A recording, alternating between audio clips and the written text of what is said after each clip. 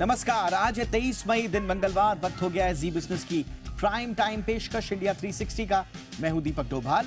करेंगे दिन भर की तमाम अहम खबरों का 360 डिग्री एनालिसिस, लेकिन सबसे पहले हेडलाइंस। सिडनी में प्रधानमंत्री नरेंद्र मोदी ने भारतीयों को किया संबोधित। भारत को बताया दुनिया की सबसे युवा टैलेंट फैक्ट्री। भारत है संभावनाओं से भरा देश। ऑस्ट्रेलिया के प्रधानमंत्री अल्बनीज ने की प्रधानमंत्री नरेंद्र मोदी की तारीफ। कहा भारत के प्रधानमंत्री मोदी बॉस हैं। G20 समिट में बोले जम्मू कश्मीर के उपराज्यपाल मनोज सिन्हा। कश्मीर में पाकिस्तान प्रायोजित आतंकवाद का सफाया। अपने सपने पूरा कर रहा है युवा।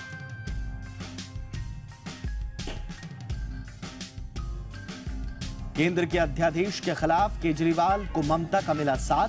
कोलकाता में ममता बनर्जी से मिले केजरीवाल। भगवंत मान भी मौजूद रहे। UPSC civil service final result घोषित। इशिता किशोर ने किया टॉप। सेकंड टॉपर रही गरिमा लोहिया। टॉप 4 में सभी लड़कियां।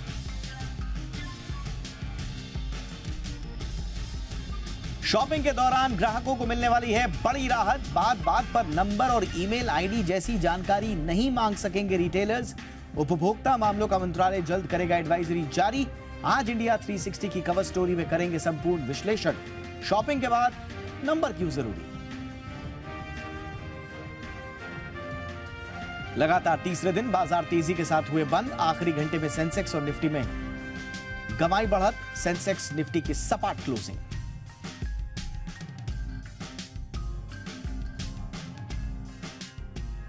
तो ये थी हेडलाइंस। अब जरा दिन भर और क्या क्या हुआ, दूसरी खबरों पर थोड़ा विस्तार से नजर टॉप न्यूज में।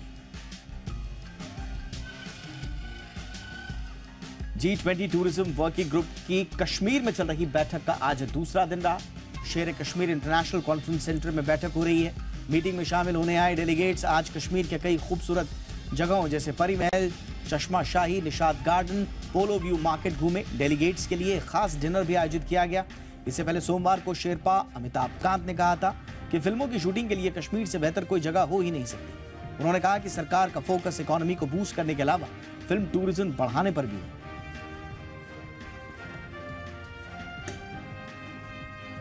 कांग्रेस नेता राहुल गांधी ने सोमवार रात अंबाला से चंडीगढ़ का 50 किलोमीटर का सफर ट्रक से तय किया। वो कल दोपहर दिल्ली से शिमला के लिए कार से निकले थे। पार्टी कार्यकर्ताओं ने बताया कि राहुल ने इस दौरान ट्रक ड्राइवर्स से बातचीत की और उनकी समस्याओं को सुना। राहुल ने ट्रक को सुबह अंबाला सिटी के श्री मंजी साहब गुरुद्वारे पर रुकवाया, फिर गुरुद्वारे में माथा टेका। इसके बाद उन्होंने कुछ कांग्रेसी कार्यकर्ताओं से भी बातचीत की। उन्होंने गुरुद्वारे में लंगर का प्रसाद भी ग्रहण किया। उनके सफर का एक वीडियो कांग्रेस नेता सुप्रिया श्रीनेत ने सोशल मीडिया पर शेयर किया।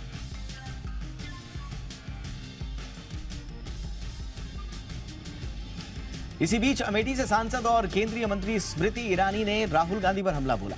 केरल में स्मृति ईरानी ने कहा कि अगर राहुल गांधी वायनाड में रहते हैं तो इसका वही हाल होगा जो उत्तर प्रदेश का अमेठी का हुआ था। राहुल गांधी अमेठी के सांसद थे और स्मृति ईरानी ने उन्हें 2019 के चुनाव में हरा दिया था।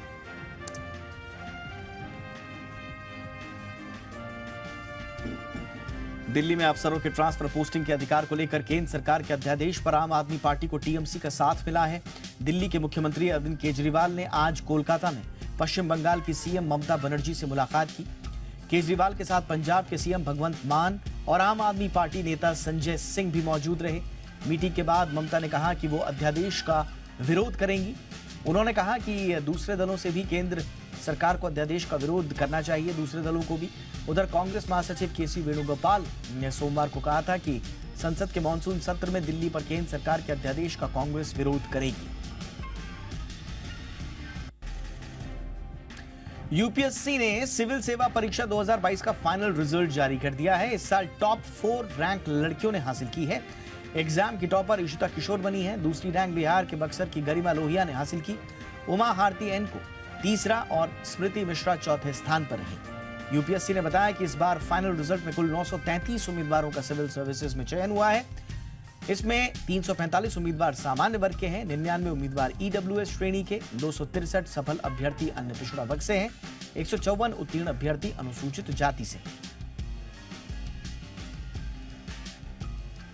इंडियन नेवी के डिस्ट्रॉयर वॉरशिप आईएनएस मोरमुगांव ने आज नए मिसाइल का सफलतापूर्वक टेस्टिंग की गई। टेस्टिंग के दौरान एक एडवांस्ड मिसाइल ने समंदर में तैरते टारगेट को नीचे उड़ाते हुए हिट किया। इसे सी स्किमिंग कहा जाता है। टेस्टिंग के बाद भारतीय नौसेना ने इसे आत्मनिर्भर भारत की ओर एक बढ़ता कदम बताया। इससे पहले 14 मई को मोरमुगांव से ब्रह्मोस मिसाइल का सफल परीक्षण भी किया गया था। मिसाइल ने सीधा टारगेट को हिट किया। आईएनएस मोरमुगांव को इंडियन नेवी के वॉरशिप डिजाइन ब्यूरो ने डिजाइन किया है। यह हथियारों से लैस दुनिया का सबसे आधुनिक मिसाइल करियर है। ज्ञानवापी विवाद को लेकर वाराणसी कोर्ट ने बड़ा फैसला सुनाया है। कोर्ट ने ज्ञानव्यापी से जुड़े 7 मामलों की सुनवाई एक साथ करने का फैसला किया है। हिंदू पक्ष ने 7 केस क्लब करने की याचिका दाखिल की थी। मामले में 7 जुलाई को पहली बार एक साथ 7 केसेस की सुनवाई होगी। ज्ञानव्यापी मस्जिद में मिले कथित शिवलिंग के साइंटिफिक सर्वे और कार्बन डेटिंग के आदेश पर सुप्रीम कोर्ट ने रोक लगा दी है। इलाहाबाद हाई कोर्ट के फैसले पर रोक लगाते हुए कोर्ट ने कहा कि इस मामले में संभलकर चलने की आवश्यकता है। राम जन्मभूमि तीर्थ क्षेत्र ट्रस्ट की निर्माण समिति के चेयरमैन नृपेंद्र मिश्रा ने कहा है कि अयोध्या में राम मंदिर के निर्माण का पहला चरण इसी साल 30 दिसंबर तक पूरा हो जाएगा। प्रधानमंत्री नरेंद्र मोदी के प्रधान सचिव रह चुके मिश्रा ने कहा कि मंदिर का निर्माण 3 चरणों में हो रहा है और श्रद्धालु पहले चरण का काम पूरा होने के बाद मंदिर में प्रवेश कर सकेंगे। उन्होंने कहा कि चेयरमैन होने के नाते उनकी कोशिश है कि 30 दिसंबर तक भक्त अपने प्रभु के दर्शन कर सकें।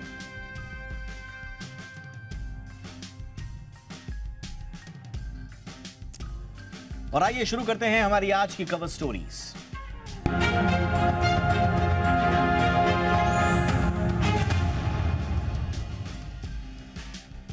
आज की डेट में अगर आप कोई मामूली सामान लेने के लिए घर से बाहर निकलते हैं तो पेमेंट के पहले आपको सारी जानकारी शेयर करनी पड़ती है।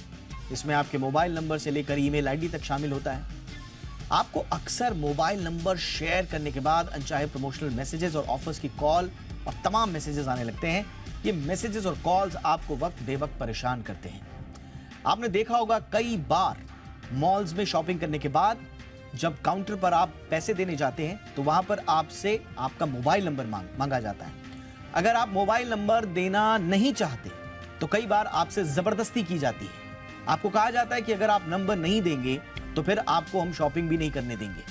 इस तरह की बहुत सारे वाकये आए हैं। इनफैक्ट कुछ दिनों पहले टीएमसी सांसद ने डीकैथलॉन के एक स्टोर में जाने के बाद इस तरह का एक ट्वीट भी किया था और कहा था कि मेरा नंबर देना या नहीं देना व्यक्तिगत अधिकार है। इस पर काफी बहस भी हुई थी। और इसी तरह के मामलों के बाद अब बहुत जल्द ही आपको इन तमाम परेशानियों से छुटकारा मिलने वाला है। इसे लेकर उपभोक्ता मामलों के मंत्रालय ने बहुत जल्दी एक एडवाइजरी जारी करने का मन बना लिया है। उपभोक्ता मामलों के मंत्रालय ने बहुत जल्द ये एडवाइजरी जारी करने का मन बनाया और इसके मुताबिक अब रिटेलर्स आपकी मर्जी के बगैर आपका मोबाइल नंबर नहीं मांग सकेंगे। इसमें कहा गया है कि अगर छोटी बड़ी खरीद के साथ मोबाइल नंबर, ईमेल आईडी जैसी जानकारियां मांगना जरूरी नहीं है तो फिर क्यों मांगा जा रहा है। अगर कोई ग्राहक उसे मना कर रहा है तो दुकानदार या रिटेलर जबरदस्ती कोई फोन नंबर नहीं मांग सकता। मिनिस्ट्री ने कहा है कि रिटेलर को गैर जरूरी डेटा इकट्ठा करने की आवश्यकता नहीं है। इसका मतलब यह है कि जिस डेटा की आवश्यकता खरीद फरोख्त में नहीं है उसे नहीं मांगा जाना चाहिए। वही नंबर लेने से पहले यह बहुत इंपॉर्टेंट है, जो मिनिस्ट्री का मन है। देखिए अभी एडवाइजरी आई नहीं है लेकिन ये बहुत जल्द आने वाली है और जो राय है मिनिस्ट्री की वो आपको बता रहे हैं। मिनिस्ट्री की साफ साफ पर यह राय है कि नंबर लेने से पहले ग्राहक को इसकी जानकारी दी जानी चाहिए कि आपका नंबर क्यों लिया जा रहा है और अगर वो सहमत नहीं है तो फिर आप उससे जबरदस्ती नंबर नहीं ले सकते। तो ये एक बहुत आम समस्या है। एक आम कंज्यूमर जब कोई भी शॉपिंग करता है उसके बाद उससे नंबर मांगा जाता है, वो मना करता है, जबरदस्ती उससे नंबर लेने की कोशिश की जाती है। इसके पीछे की मंशा क्या है वो भी आपको बताएंगे। और ये एडवाइजरी जो आने वाली है उससे पहले इसे ग्राहक हित में कितना बड़ा फैसला माना जाए या कदम माना जाए, भले ही अभी ये थोड़ा सा थॉट प्रोसेस में है, एडवाइजरी आने में थोड़ा समय जरूर लगेगा लेकिन शुरुआत हो चुकी है। इस पर बातचीत करने के लिए आशुतोष श्रीवास्तव, जाने माने एडवोकेट, सुप्रीम कोर्ट में कार्यरत है, हमारे साथ जुड़ चुके हैं। आशुतोष बहुत बहुत स्वागत है। आशुतोष, कंज्यूमर एम्पावरमेंट के लिहाज से एक बहुत बड़ा ये स्टेप होगा क्योंकि जी मोटा मोटा तो सब जानते हैं कि आप मेरा मोबाइल नंबर नहीं ले सकते, लेकिन एक सर्टेन गाइडलाइंस नहीं होने के चलते इसमें कई बार उहापोह की स्थिति भी होती है और इसी का फायदा रिटेलर्स उठाते हैं। हाँ जी, जी, बिल्कुल। देखिए, जब जो हमारा जो कंज्यूमर प्रोटेक्शन एक्ट है उसको 2019 में अमेंड किया गया और एक नया proper consumer protection protection act 2019 बनाया गया। और उसके अंदर जो है बहुत सारे जो अनफेयर अनफेयर ट्रेड प्रैक्टिसेस हैं उसको भी इंक्लूड किया गया। सेक्शन 247 जो है उसके अंदर जो है उसको डिफाइन किया गया है। और उसी में सेक्शन 10 का भी प्रोविजन बनाया गया है, जिसमें कि आप जो है सेंट्रल कंज्यूमर प्रोटेक्शन अथॉरिटी को लाया गया है, जिसमें कंज्यूमर चाहे तो वो अपना जो कंप्लेंट है वो उसको वो जो है पोस्ट कर सकता है, उसमें वो फाइल कर सकता है। और जिसके ऊपर अथॉरिटी को जो है पूरी बहुत सारी पावर्स भी दिए गए हैं।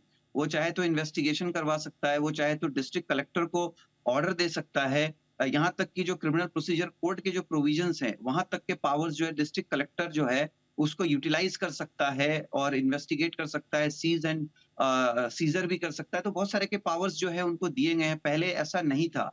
तो इसमें इम्प्रूवमेंट हुआ है 2019 में।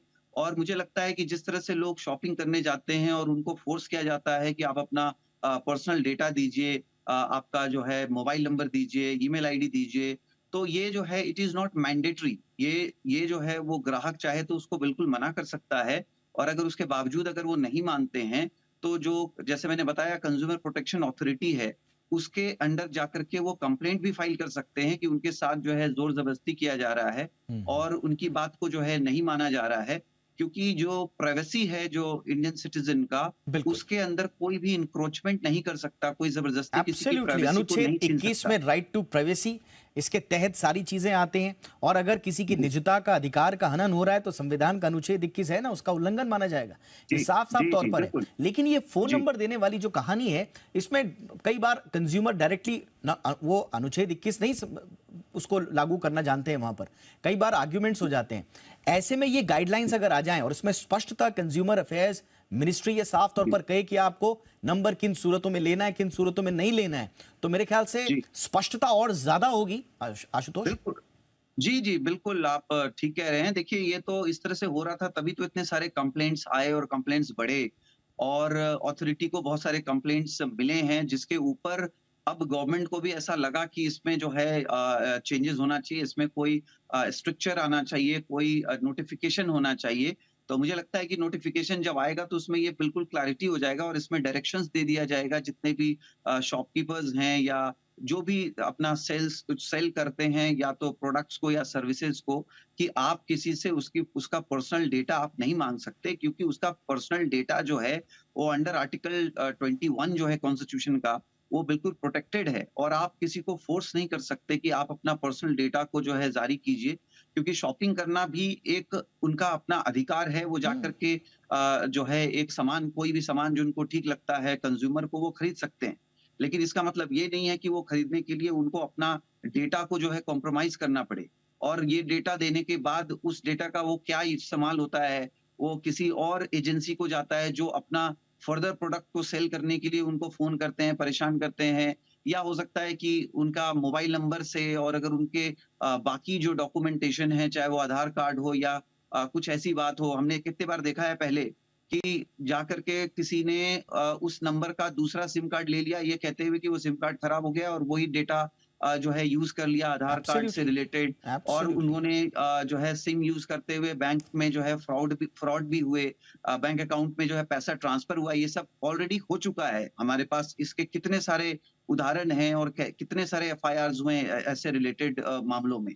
तो मुझे लगता है एब्सोल्युटली। कि और ये एक एक जो अच्छा सबसे पहल है। ज्यादा, आशुतोष आपने इंपॉर्टेंट बात बोली, एक जो सबसे जी ज्यादा दबाव जो बनाया जाता है ग्राहक पर, फोन नंबर क्यों चाहिए साहब? फोन नंबर आपको चाहिए साहब, गिफ्ट देंगे हम। फोन नंबर दे जी दीजिए, हम आपको रेटिंग्स देनी होगी और उसके बाद आपको कूपन्स मिलेंगे। नेक्स्ट टाइम आप शॉपिंग पे आएंगे तो आपको जो है फलाना डिस्काउंट मिलेगा, फलाना डिस्काउंट मिलेगा। इस चक्कर में ये आपसे आपके मोबाइल नंबर ले लेते हैं जबरन। जी और जी उसके जी बाद आपको मालूम ही नहीं होता आपका नंबर कहां कहां इस्तेमाल हो रहा है। उसके बाद आपको जी कॉल्स पे कॉल्स, मैसेजेस पे मैसेजेस, ऑफर्स पे ऑफर्स, और ऐसे ऑफर्स जिनकी आपको आवश्यकता भी नहीं है, उनका एक तरह से बॉम्बार्डमेंट आना शुरू हो जाता है। तो गिफ्ट, जी कूपन, फीडबैक, रेटिंग, इसका भी दबाव नहीं बना सकते। ये ध्यान रखिए, ये भी आपके जी right to consumer protection act के तहत आपके पास पूरा राइट है। एम जी आई जी राइट जी आशुतोष जी? बिल्कुल। जी, जी, बिल्कुल सही बात है। जैसे मैंने बताया जो सेक्शन 2 सबसेक्शन 47 है, उसके अंदर अनफेयर ट्रेड प्रैक्टिसेज़ को डिफाइन किया गया है, कंज्यूमर प्रोटेक्शन एक्ट 2019 का जो नया एक्ट बन कर के आया है। और अगर कोई भी अनफेयर ट्रेड प्रैक्टिस करता है इस तरीके से ज़बरन करता है, ज़बरदस्ती करता है या कोई आपसे पर्सनल डेटा लेने की ज़बरदस्ती कोशिश करता है, तो ये एक तरह से गलत है और इसके लिए पूरे प्रावधान बनाए गए हैं। ये जो है कंज्यूमर प्रोटेक्शन अथॉरिटी को बिल्कुल इसमें कंप्लेंट किया जा सकता है एज़ ऑफ नाउ। और जैसा कि हम देख रहे हैं कि अब तो मिनिस्ट्री भी उन्होंने भी एक तरह से क्लैरिटी दी है कि इसमें वो जल्दी ही जो है कुछ नोटिफ़िकेशन जारी करने जा रहे हैं, कुछ डायरेक्शंस देने जा रहे हैं।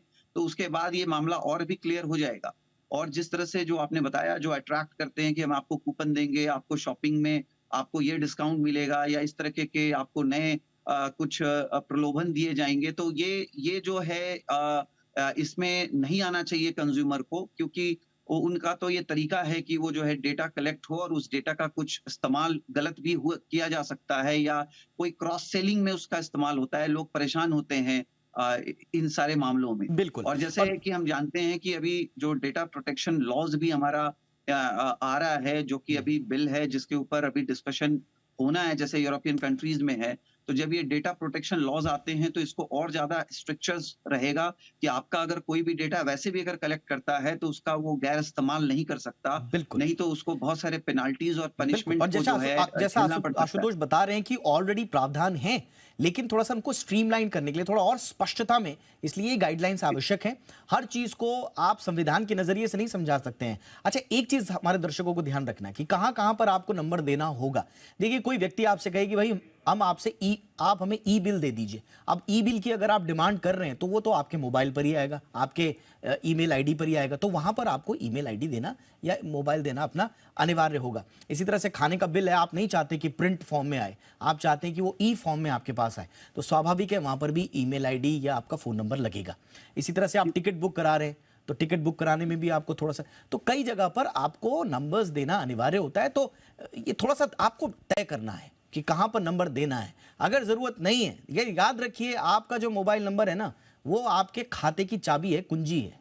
तो इसलिए सोच समझ के अपना नंबर दीजिएगा, और अगर आप नहीं देना चाहते तो मत दीजिए, ये आपका अधिकार है। और इस पर गाइडलाइंस बहुत स्पष्ट तरीके से बहुत जल्दी आ जाएंगी, उस दिन भी हम इस पर विस्तार से चर्चा करेंगे। फिलहाल बहुत बहुत शुक्रिया आशुतोष जी, आपने वक्त निकाला हमारे दर्शकों के लिए। Thank you so much.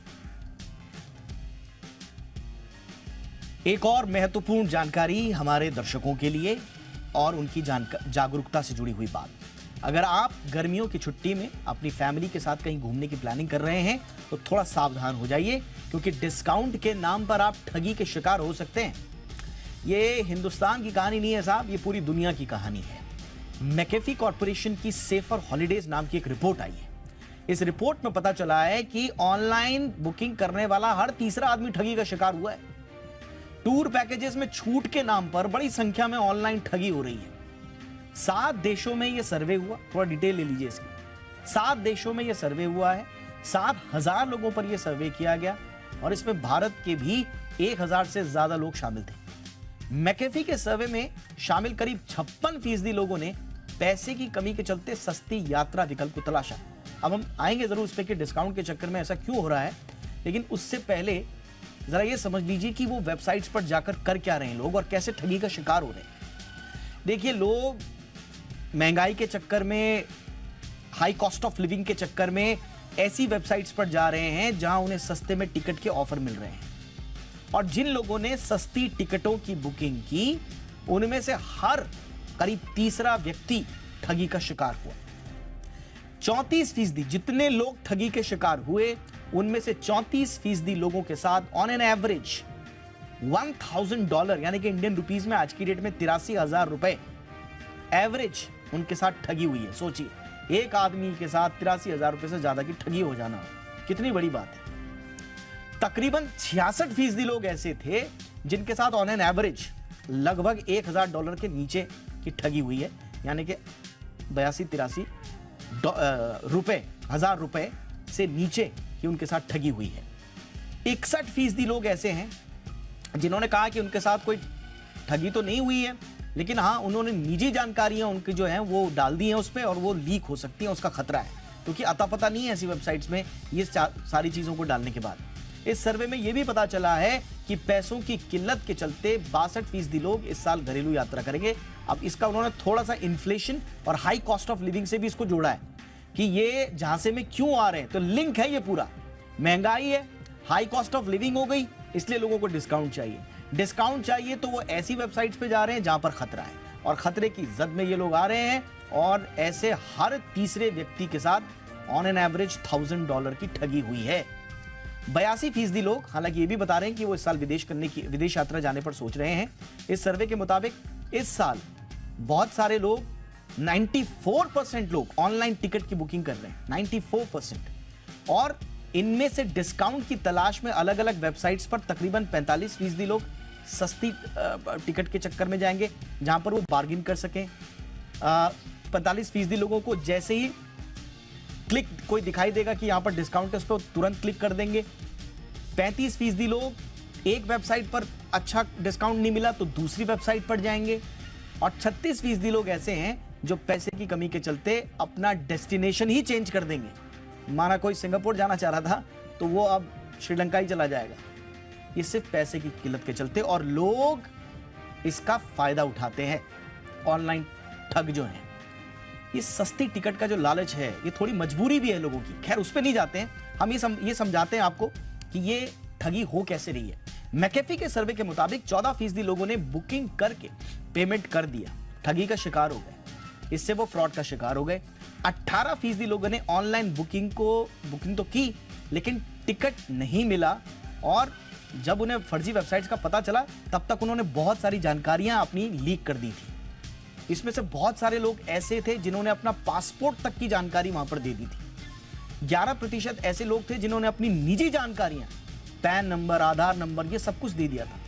तो यानी कि आप ऑनलाइन फ्रॉड का शिकार तो हो रहे हैं, साथ ही में आपकी निजी जानकारियां भी इन वेबसाइट्स पर जा रही हैं, और इसका आप शिकार हो सकते हैं। और हम बार बार कह रहे हैं, ये मैकेफी की ये पैन वर्ड जो है इंटरनेशनल पूरा का पूरा इन्होंने पैनोरमा लिया है, और हिंदुस्तान भी उसमें से एक है। तो ऐसा नहीं है कि सिर्फ हिंदुस्तान की कहानी है, सब जगह की कहानी है। यानी कि घरेलू यात्रा कर रहे हैं चाहे इंटरनेशनल यात्रा पर जा रहे हैं, सोच समझ के डिटेल्स डालिएगा। बहुत खास मेहमान इस वक्त हमारे साथ जुड़ चुके हैं। अश्विनी कक्कड़ साहब मैनेजिंग पार्टनर है एडवेंचर पार्टनर्स के। अश्विनी जी बहुत बहुत स्वागत है सर आपका। हमारे साथ है अमित दुबे जी, जाने माने साइबर एक्सपर्ट भी हैं। अमित जी आपका भी बहुत बहुत स्वागत है। अश्विनी जी, मैकेफी की ये रिपोर्ट काफी चौंकाने वाली है। हालांकि कुछ लोग कहेंगे कि इसका सैंपल साइज बहुत कम है, 1000 लोग क्या होते हैं इतने बड़े देश में, लेकिन जो डेटा रिफ्लेक्ट कर रहा है वो कहानी सही है सर। उस कहानी से आप इनकार नहीं कर सकते। ऑनलाइन जगह ये ठगी चल रही है, तो कितना सिग्निफिकेंट मानते हैं, और ऐसे लोग जो छुट्टी प्लान कर रहे हैं उनके लिए क्या हिदायत आपकी? देखिए, ये बहुत ही अहम मुद्दा है, और आई एम वेरी ग्रेटफुल कि आप इस मुद्दे को उठा रहे हैं, क्योंकि ट्रैवल एक ऐसा व्यवसाय है जिसमें बहुत सारी डेटा आइटम्स चाहिए होती हैं। तो पासपोर्ट का डेटा, मोबाइल का डेटा, नाम, डेट ऑफ बर्थ, एड्रेस, और पैन कार्ड, आधार कार्ड, ये सब चीजें कॉम्प्रोमाइज हो सकती हैं इसमें, क्योंकि आपको एक ना एक वक्त ये सब चीजें देनी पड़ेंगी। तो ये बहुत ही एक अहम मुद्दा हो जाता है। दूसरी बात ये है देखने की कि 3 तरह के फ्रॉड हो रहे हैं आज की तारीख में। एक तो पेमेंट का फ्रॉड, आप पेमेंट कर दी और आपकी पेमेंट किसी ने गपचा ली, तो ये एक टाइप का फ्रॉड है। दूसरा फ्रॉड है डेटा का फ्रॉड, जब लोग आपका डेटा लेके उसको यूटिलाइज बुरी तरह से करते हैं। और तीसरा है क्लोनिंग का फ्रॉड, जिसमें आपकी आइडेंटिटी चली जाती है और वो आइडेंटिटी कोई और यूज करके उससे दुर्व्यवहार करता है। तो ये एक इसमें बहुत सारी चीजों का ध्यान रखना पड़ेगा। पहली बात तो ये है कि अगर आप कंज्यूमर हैं, ट्रस्टेड सप्लायर से ही मैं आऊंगा सर कि एग्जैक्टली एक कंज्यूमर को करना क्या है, ये थोड़ा सा हम कैटेगोरिकली बताएंगे। लेकिन अमित, ये कितना इंपॉर्टेंट है हमारी एजेंसीज के लिए भी जानना कि इस तरह का शिकार हो रहे हैं लोग। इंटरनेशनल ट्रिप पे जाने से पहले अक्सर लोग बहुत ज़्यादा सोचते नहीं है कि वेबसाइट ठीक होंगी या नहीं होंगी। गूगल किया, जो पहले आया, लोग सोचते हैं कि पेमेंट गेटवेज इतना सिक्योर्ड है आजकल कि किसी में भी कर दो जहां अच्छा डिस्काउंट मिल रहा है। तो ये कितना इंपॉर्टेंट है सर इस बात का संज्ञान लेना कि ये इतनी बड़ी तादाद में हर तीसरा आदमी शिकार हो रहा है फ्रॉड का। ये बिल्कुल दीपक जी, ये बहुत बहुत बड़ा मामला है, क्योंकि जो टूरिस्ट पैकेजेस होते हैं बड़े कॉस्टली होते हैं, और एक साथ एक बार में आदमी 5 लाख 4 लाख 10 लाख गंवा बैठता है। और अभी एक सर्वे के मुताबिक पिछले 2 महीनों में करीब 5,300 से ज्यादा ऐसे डोमेन रजिस्टर हुए हैं जो सिर्फ टूरिस्ट पैकेजेस या टैक्सी या होटल के लोकलाइज वेबसाइट बनाने के लिए इस्तेमाल किए जा रहे हैं। और ये सिर्फ इंटरनेशनल ट्रैवल की बात नहीं कर रहा हूँ मैं, नेशनल जो हमारे देश के अंदर भी है, लगातार मेरे पास कंप्लेंट आ रही है कि जितने भी रिनाउंड होटल्स हैं, चाहे वो जितने भी हम जानते हैं, ताज, मैरियट, इनकी लोकलाइज वेबसाइट बन गई और लोग बुक कर लेते हैं उस पर डिस्काउंट के नाम पर, और उनको लगता है कि वो उन्हीं की वेबसाइट होंगी और उसके बाद लुटते हैं।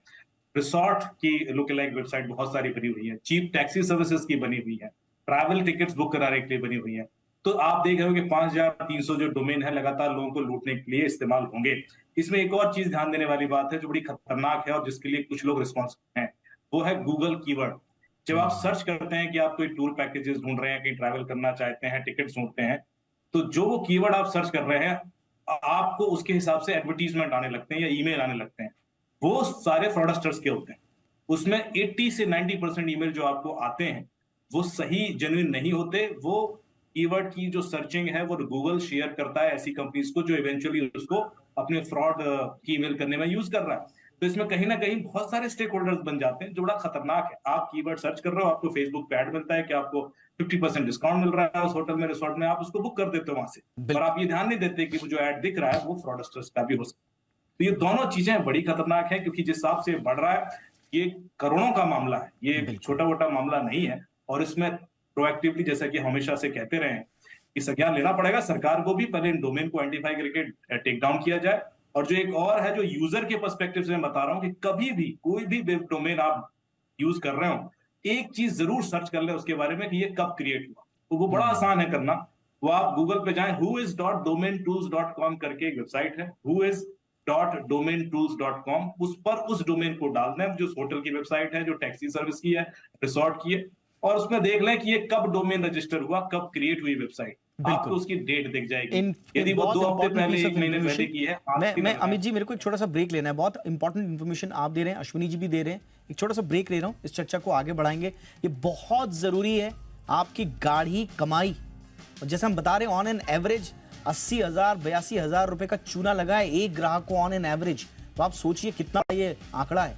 इसलिए संभलना बहुत जरूरी है, जानकारी जागरूकता आवश्यक। एक छुट्टियों का अगर प्लान बना रहे हैं तो सावधानी बहुत जरूरी है।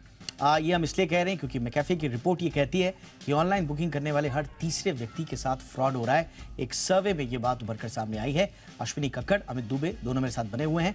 अश्विनी जी, आप बताइए सर, एक आम आदमी को अब करना क्या है, क्या बातें ध्यान में रखनी है? देखिए, बहुत सारी बातें ध्यान में रखनी है।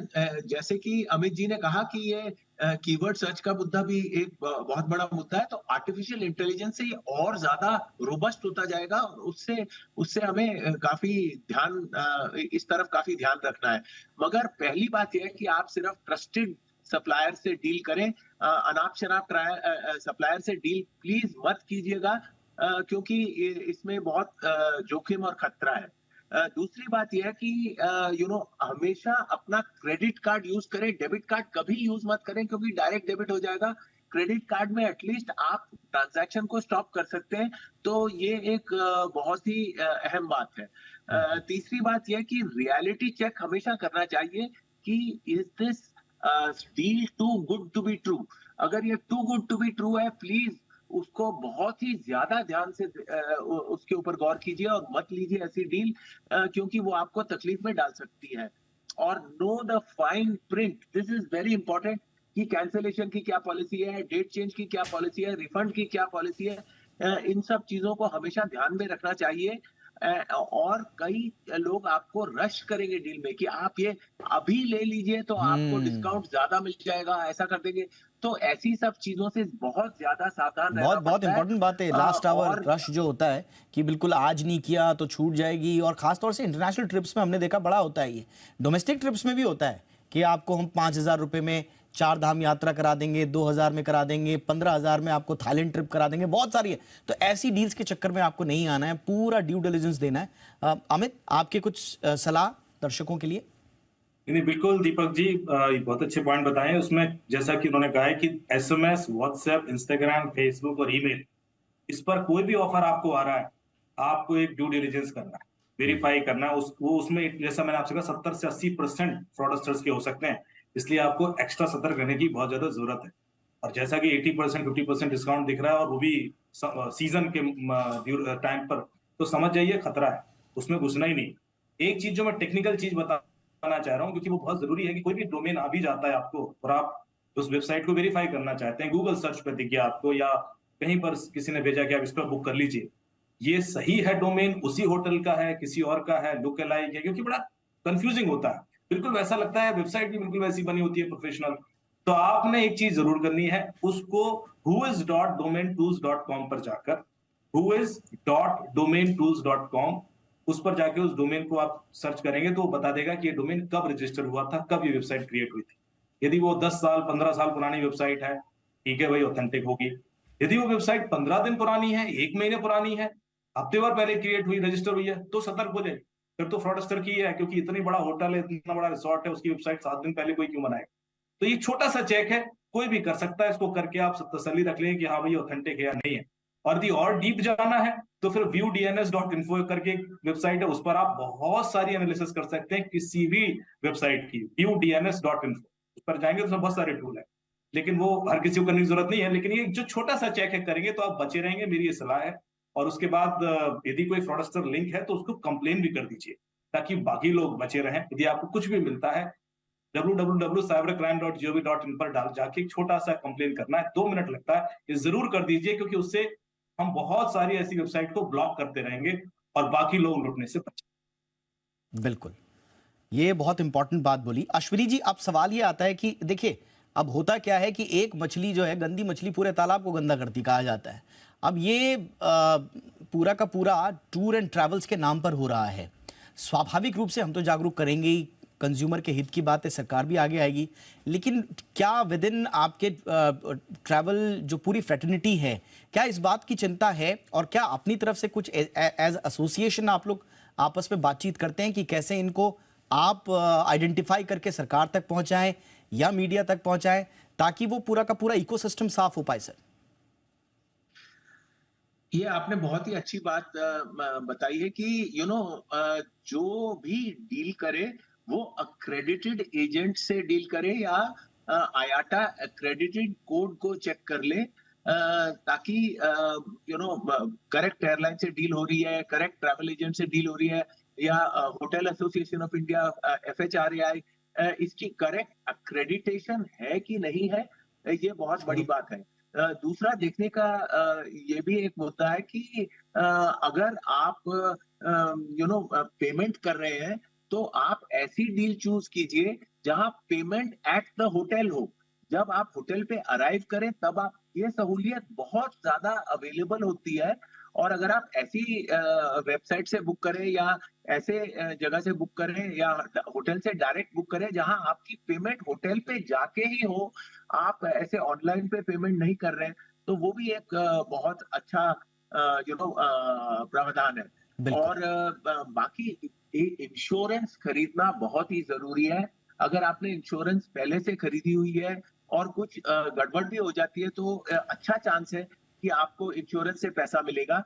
और अगर आपने क्रेडिट कार्ड पे बुकिंग की है तो उसमें भी बहुत अच्छा चांस है कि 70-80% केसेस ऐसे होते हैं जहां पे आपको पैसा वापस मिल जाएगा। मगर अगर आपने डेबिट कार्ड से बुक कर दिया तो फिर आपको बहुत ज्यादा तकलीफ का सामना करना पड़ सकता है। एब्सोल्युटली। तो यानी कि टूर पैकेजेस हो, टैक्सी सर्विसेज हो, होटल्स हो, फ्लाइट टिकट्स हो, कोई भी चीज हो जो आपको लगे कि it's too good to be true, जो अश्विनी जी ने कहा, तो तुरंत सतर्क हो जाएं। और सतर्कता के बाद आपको क्या क्या करना है, कैसे क्रॉस वेरीफाई करना है, किन किन बातों का ध्यान देना है, इस पर अमित जी ने विस्तार से प्रकाश डाला।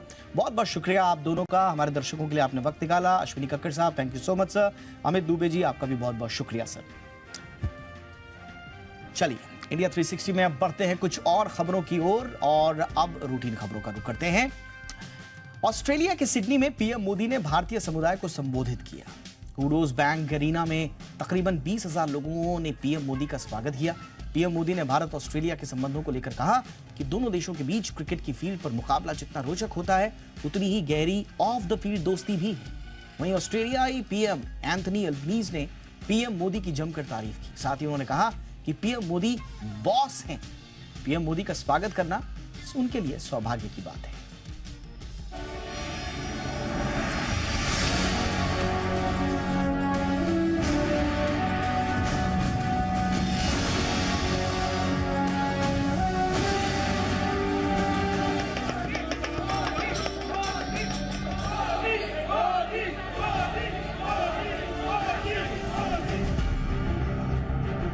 मोदी मैजिक के कायल सिर्फ इंडियन डायस्पोरा ही नहीं बल्कि ऑस्ट्रेलिया के सीईओ भी पीएम मोदी के मुरीद हो चुके हैं। सिडनी में पीएम मोदी की आज ऑस्ट्रेलिया की प्रमुख कंपनियों के सीईओ से मुलाकात हुई।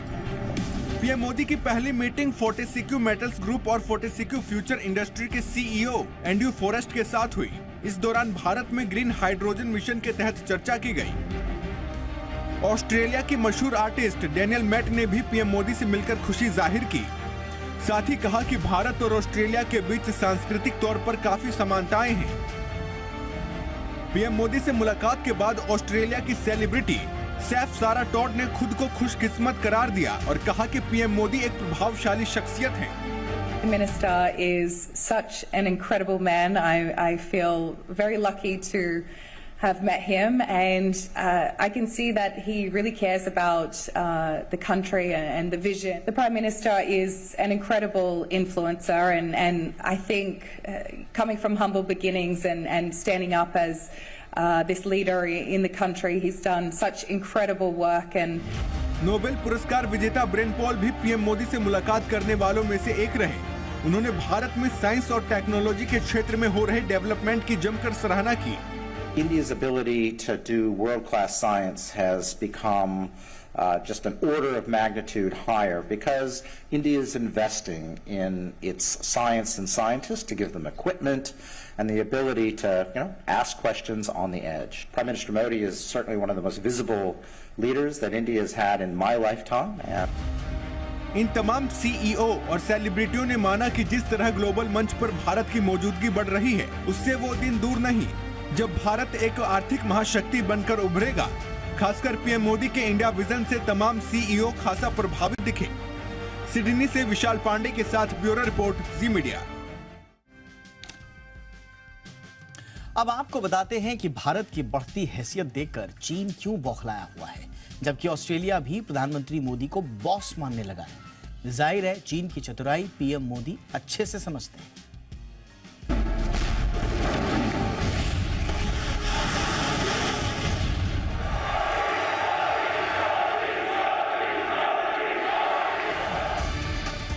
जैसे जैसे चीन भारत के खिलाफ चालबाजियां कर रहा है, वैसे वैसे पीएम मोदी भी चीन की चालबाजी का हर तोड़ निकालने में कामयाब हो रहे हैं।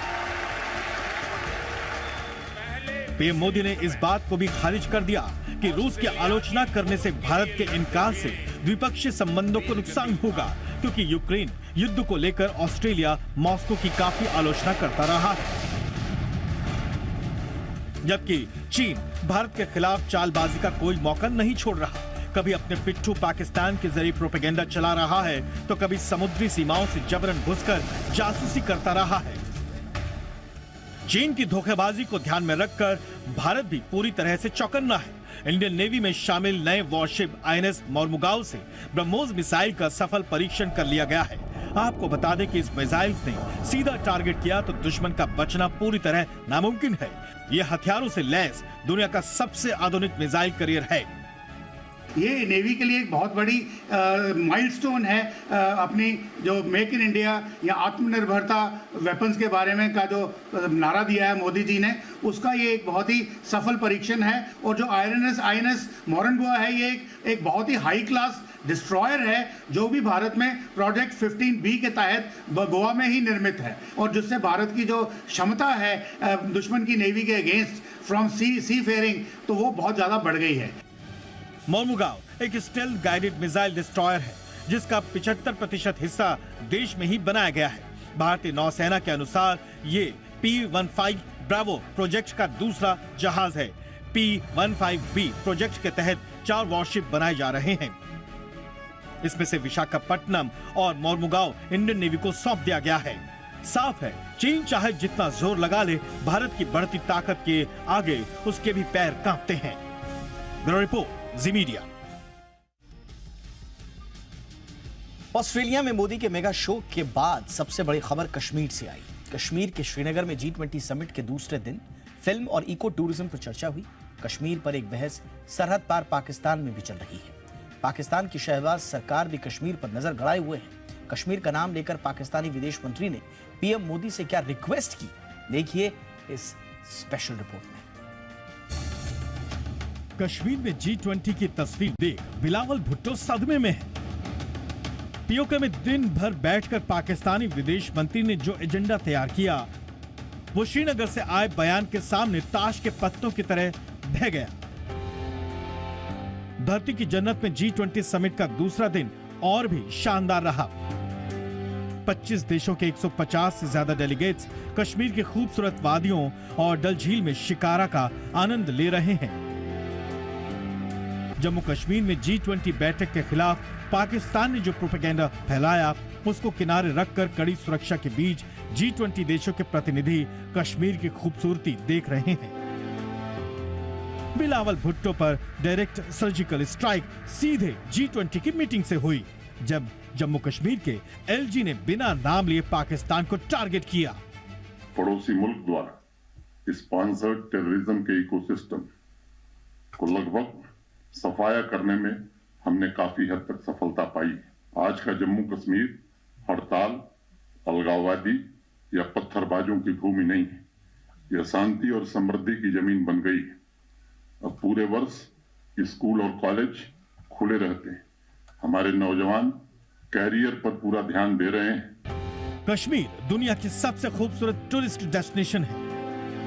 पाकिस्तान ने आतंकी भेजकर 30 सालों तक इसे ग्लोबल टूरिज्म डेस्टिनेशन नहीं बनने दिया। पाकिस्तान चाहता है कि कश्मीर में बवाल जारी रहे, पर G20 के जरिए उनके नापाक मंसूबों पर पानी फिर गया है। G20 के साथ कश्मीर में शांति की आहट है तो ये देखकर बिलावल की बौखलाहट सामने आ गई है। इनका पॉलिसी नेबरहुड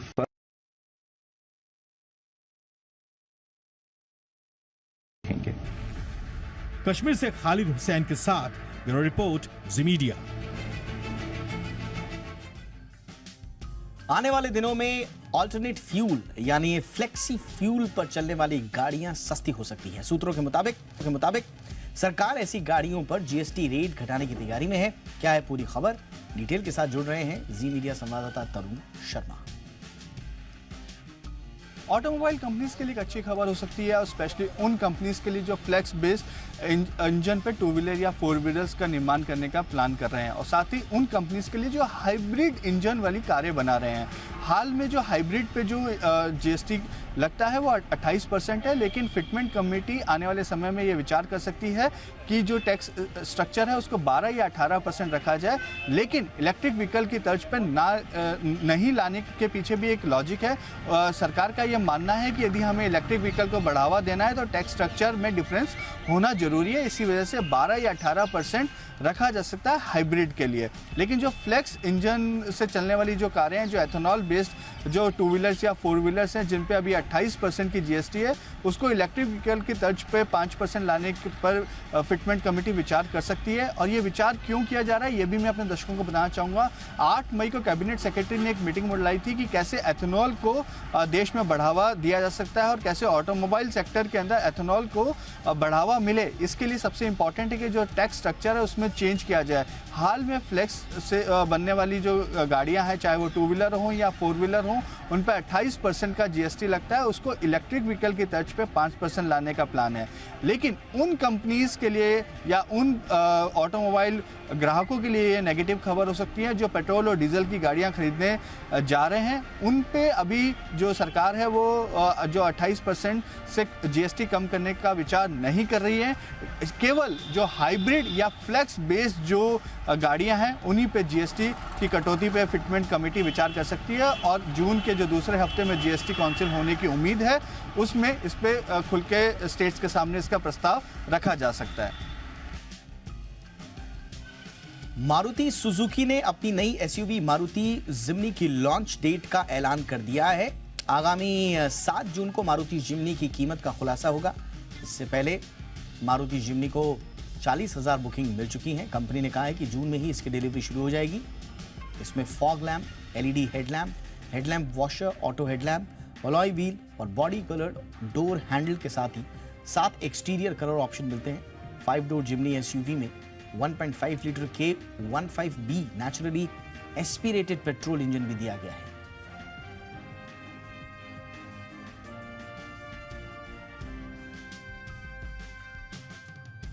बुकिंग इस समय देखिए बहुत अच्छा रिस्पांस है, जो सार्फिन है उनका, कंज्यूमर्स का रिस्पांस बड़ा अच्छा है। We have so far got करीब 30,000 से ज़्यादा बुकिंग आ गई है इसकी, और अभी हमने प्राइस अनाउंस नहीं करी है, तो उम्मीद है कि जब ये एक्चुअली सेल में आएगी तो हमें और तेज़ी इसमें देखने को मिलेगी। ओके, सो इसकी प्रोडक्शन कहाँ हो रही है सर, और किस तरीके के नंबर्स हम एक्सपेक्ट कर सकते हैं इस पर्टिकुलर मॉडल के लिए? ये प्रोडक्शन हमारा गुड़गांव प्लांट में हो रहा है, और जहाँ तक उसका ताल्लुक है कि कितनी गाड़ियाँ बनेंगी है, ये उस पर मशरूत है कि वो कितनी बुकिंग्स हमारे को आती हैं post our price declaration. Vedanta ने इस साल के लिए पहले डिविडेंड का ऐलान कर दिया है। कंपनी पहले भी मोटा डिविडेंड दे चुकी है। पूरी डिटेल्स आइए जानते हैं। देखिए, वेदांता की तरफ से बड़े डिविडेंड का ऐलान हुआ है। 18.5 रुपये प्रति शेयर का जो है डिविडेंड ऐलान किया, और ये इंटरेस्टिंग इसके लिए हो जाता है क्योंकि वैसे भी अगर आप देखें तो वेदांता अब तक फेमस रहा है कि बड़े डिविडेंड्स देता है, लेकिन खास बात है कि जहां से डीलिस्टिंग का ऑफर आया था वहां से अगर आप टोटल डिविडेंड देखें तो काफ़ी सिग्निफिकेंटली बड़ा है। खासतौर पर अगर आप देखें तो 87.5 रुपये का डीलिस्टिंग ऑफर आया था, और अब तक अगर आप देखें तो पिछले 3 सालों में कंपनी ने 174 रुपये 50 पैसे का सिर्फ और सिर्फ डिविडेंड दे दिया है। स्टॉक का भाव अलग, यानी अगर किसी ने सही समय पर खरीदारी कर ली होती तो उसको अगर आप देखें तो डिविडेंड से ही भरपाई हो जाती और कैपिटल अप्रिसिएशन काफ़ी ज़्यादा होता। लेकिन खास बात सबसे ज़्यादा ये है कि पिछले 3 साल में अगर आप देखें तो जो 174 रुपये 50 पैसे का डिविडेंड है, कैलकुलेट करके देखें जो कंपनी की तरफ से आउट हुआ, इसमें करीब आता है अमाउंट 65,000 करोड़ रुपए का बड़ा डिविडेंड दे दिया। यानी आप देखें तो एनएसई के कई सारी कंपनियां ऐसी हैं जिनका मार्केट कैप भी 65,000 करोड़ नहीं है, और इनकी तरफ से पिछले 3 साल में बतौर डिविडेंड 65,000 करोड़ रुपए जो डिस्ट्रीब्यूट कर दिए गए। ओवरऑल अगर आप देखें तो ट्रेंड काफ़ी बढ़िया देखने को मिला। FY21 में आप देखिए डिविडेंड दिया था 9.5 रुपये का, FY22 में 45 रुपये का, FY23 में 101 रुपये 50 पैसे का, और FY24 में जिसकी शुरुआत अभी हुई है यहाँ पर अगर आप देखें तो 18.5 रुपये, यानी टोटल निकल कर आ रहा है 174 रुपये 50 पैसे। ओवरऑल अगर आप स्टैंड अलोन मुनाफे का ट्रेंड भी देखें तो काफ़ी सब्सटैंशियल है, लेकिन बड़ा डिविडेंड ऐलान किया। FY24 की धमाकेदार शुरुआत है, 18.5 रुपये का डिविडेंड दिया। और बात करेंगे उन कंपनियों की जो तेल गैस सेक्टर में एंसिलरी सेवाएं देती हैं और जिनमें आगे अच्छी ग्रोथ की पूरी संभावना रही है। पूरी डिटेल्स देने के साथ हमारे साथ हैं वरुण। देखिए, पिछले कुछ समय में आपने देखा था कि कच्चे तेल के दाम में अच्छी खासी बढ़ोतरी हुई थी, और उसके चलते काफ़ी सारी तेल और गैस की कंपनियां, खासकर जो अपस्ट्रीम कंपनियां हैं, उन्होंने अच्छी कमाई भी की थी। लेकिन अब ये केपेक्स करके खर्चा करना भी शुरू कर दिया इन कंपनियों ने, और इसका असर जो ऑयल एंड गैस से रिलेटेड कंपनियां हैं, खासकर जो पाइप बनाने वाली कंपनियां अगर आप देख लें, इंजीनियरिंग कंपनियां अगर आप देख लें, उनमें देखने मिल रहा है, क्योंकि वहाँ पे जो ऑर्डर इनफ्लोज है उसमें अच्छी खासी बढ़ोतरी देखने मिली है। आप सबसे पहले जिंदल सॉ को ही देख लीजिएगा। कंपनी को ऑयल एंड गैस सेगमेंट में जो GCC रीजन है और जो लैटिन अमेरिका रीजन है, वहाँ से बड़े ऑर्डर्स मिले हैं। 30 जून 2022 के आसपास अगर आप देखते हैं तो इस कंपनी की ऑर्डर बुक करीब 5,900 करोड़ के आसपास थी। तब से अब तक अगर आप देखेंगे तो इस कंपनी की ऑर्डर बुक अब पहुंच गई है करीब 12,000 करोड़ के आसपास की, यानी कि 3 क्वार्टर में ही कंपनी की ऑर्डर बुक जो है वो दोगुनी हो चुकी है। इस तरह के ऑर्डर जो है इस कंपनी को मिले हैं। सिर्फ यही नहीं, वेस्टर्न कॉप को अगर आप देखेंगे तो इस कंपनी की एक सब्सिडरी है, उन्हें सऊदी अरामको से एक बड़ा ऑर्डर मिला है। करीब 4,000 करोड़ के ऑर्डर जो है वो इस कंपनी को भी मिले हैं, और इस कंपनी का खुद का कहना है कि फिलहाल अगर आप देखेंगे तो टोटल रेवेन्यूज़ करीब 7,700 करोड़ के आसपास है। अगले 3 से 5 साल में करीब 15,000 करोड़ के आसपास की आय जो है वो ये कंपनी दर्ज कर सकती है, ये इस कंपनी के मैनेजमेंट का कहना है। इसके अलावा अनूप इंजीनियरिंग को भी अगर आप देखेंगे तो कंपनी का अनुमान है कि FY24 में 25 से 30% के आसपास की ग्रोथ जो है ये कंपनी डिलीवर करेगी, और FY27 तक करीब 1,000 करोड़ रुपए के आसपास की आय जो है वो ये कंपनी कर सकती है। इनफैक्ट FY23 में अगर आप देखेंगे तो इस कंपनी की जो कुल ऑर्डर बुक है 393 करोड़ से बढ़ के करीब 530 करोड़ के आसपास हो चुकी थी, यानी कि यहाँ भी ऑर्डर इनफ्लो जो है वो काफ़ी बेहतर थे। तो ये एक सेक्टर है ऑयल एंड गैस, लेकिन जिस तरह से अब ये सेक्टर केपेक्स कर रहा है उसका इम्पैक्ट जो है बाकी सेक्टर्स में देखने मिल रहा है, जिनको इनसे ऑर्डर मिल रहे हैं और अच्छे खासे ऑर्डर जो है वो इन्हें मिले जा रहे हैं। इसके लिए ये जो ऑयल एंड गैस सेक्टर से रिलेटेड कंपनियां हैं जैसे कि जिंदल सॉ हो गया, वेल्समैन कॉर्प हो गया, अनूप इंजीनियरिंग हो गया, यहाँ पे भी आपको नजर रखनी है क्योंकि ऑर्डर इनफ्लो जो है वो तगड़े हैं। मंगलवार को भी बाजार में तेजी वाला मूड माहौल देखने को मिला, लेकिन आखिरी घंटों में निफ्टी और सेंसेक्स में ऊपरी स्तरों से मुनाफा वसूली होती दिखी और सेंसेक्स 18,000 अंक चढ़कर 61,980 के लेवल पर क्लोज हुआ। निफ्टी 33 अंक चढ़कर 18,350 के करीब बंद हुआ।